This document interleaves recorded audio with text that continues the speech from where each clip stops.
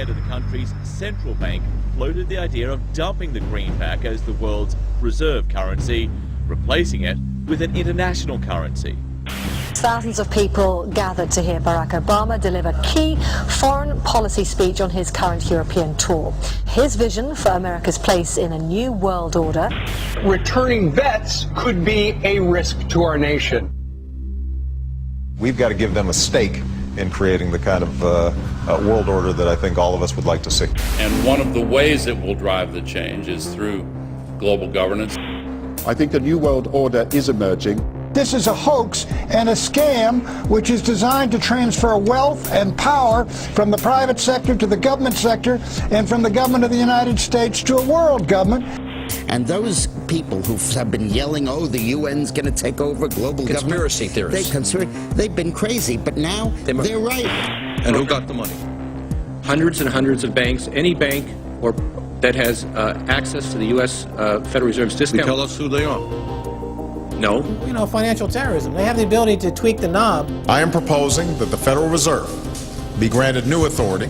The ultimate goal of the carbon tax and the cap and trade is to destroy production. This energy tax is the largest tax increase in American history.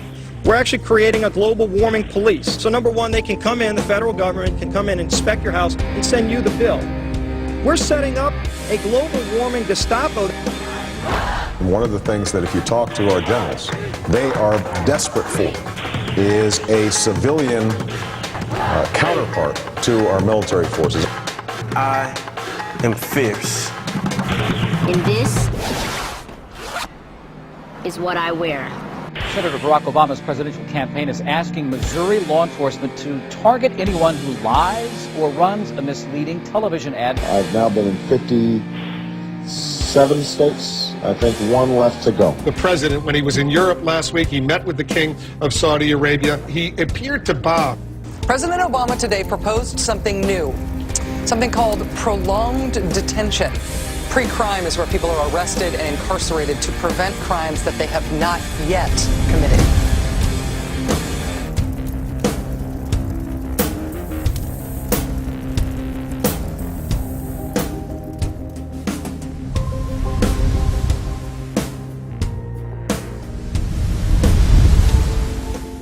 It's the World Wrestling Federation. It's the Washington Wrestling Federation. They put on this show that they're bitter rivalries, you know, villains, and they really don't like each other. But behind closed doors, they buddy up for a drink and make deals. Both the Republican and Democratic parties are owned by the same global elites. And on issues that matter to those global elites, they act as one. They've wrapped themselves in the American flag, and they've talked about preserving American heritage and principles, and all the while they're working to merge us into a new world order where our sovereignty will be destroyed. We'll lose all connection with our American heritage. With Bush, you knew exactly what you were getting. It was there was no iron fist in a velvet glove. It was just the iron fist. Whereas with Obama, you've got the velvet glove and the iron fist. You know, a very sharp guy, very smooth, knows exactly what he's doing. For that reason, far more dangerous than Bush. Well, at the end of last year, I was willing to give Obama the benefit of the doubt. I thought it was premature to write this guy off. But now that he's been in office for a while, it's obvious that he is very tight with the Goldman Sachs and JP Morgan's on Wall Street, and he is extremely compliant and pliant to the wishes of the large banks, going back to what we saw with Robert Rubin under the Clinton administration, changing laws in favor of the banks, and he's not doing anything to stop the banks. He's helping the banks continue to do what they were doing under Bush. So in fact, he's just a continuation of Bush on the subject of markets and finance, which is the most important part of his policy right now. People who voted for Obama wanted real change, and are getting platitudes, are getting a lot of nice talk, but nothing in the way of concrete change is taking place. In this town, business as usual. There's one puppet master that controls the left, and there's the same puppet master controls the right. They control the Republican Party, and they control the Democratic Party. This is not a party issue. This is not a left-right issue. The question is, who should government serve? And it should serve the people. In fact, government is just a tool of the dominant minority that uses economics and government law to enforce upon the public various mandates. The right-left paradigm in the U.S. and in U.S. politics is taken directly from the commercial world and the corporate world. In the business world, you have Coke, Pepsi. You have McDonald's, Burger King. You've got AT&T and Verizon. You've got duopolies. And a duopoly gives the illusion of there being some competition and some choice. And it looks a little bit better than a monopoly. So, for example, in communist Russia, if they had communist Russia red and communist Russia chartreuse, there would have been the illusion of choice and something akin to democracy in Russia. But they simply said, forget it, we're just going to go with red. In the U.S., they have this left-right paradigm, which unfortunately, it doesn't take them out of the hard, cold fact that there is no choice. There's no social justice. There's only one choice, which is to supply more rent to the rent seekers who have now taken the whole system hostage. We've seen the limitations on government whittled away. We have seen this erosion to the point where today it seems like nobody does care. And right now in Washington, D.C., we have seen a fall of the republic. If the United States doesn't have its Bill of Rights and Constitution, it doesn't exist anymore. It's just more real estate, more dirt.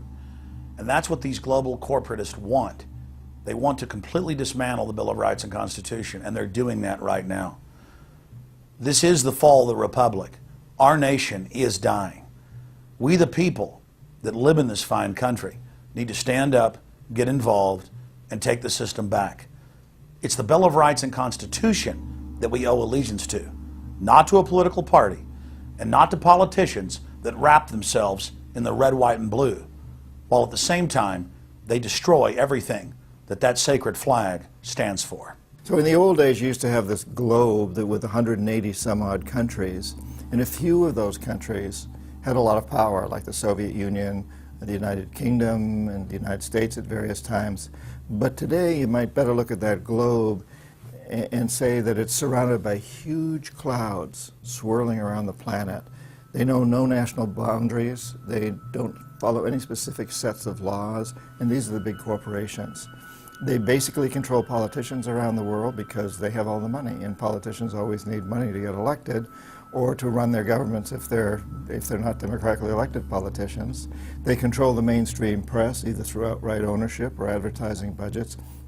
They have massive amounts of lobbyists in Washington that have tremendous influence on our president and Congress. And they really are calling the shots. They form partnerships with the Chinese and the Taiwanese and the Tibetans, or with the Israelis and Arab nations, with Brazilians and Indians, with whatever country and whatever group of people has resources that they covet. And so for the first time in history, we really have this new form of an empire. Barack Obama is a puppet of the New World Order to bring in a World Bank, to destroy the economy of this country, and to bring in global governance. And no matter how likable the fellow is, we as citizens of this country need to stand up and say no. We have to stand up to preserve a republic here and a rule of law, which is under dire threat. We don't want to live under a world government of the corporations, by the corporations, and for the corporations. I don't want to believe it, and that's probably what holds me back on it, but I'm certainly seeing enough indication that it could be true. Absolutely, because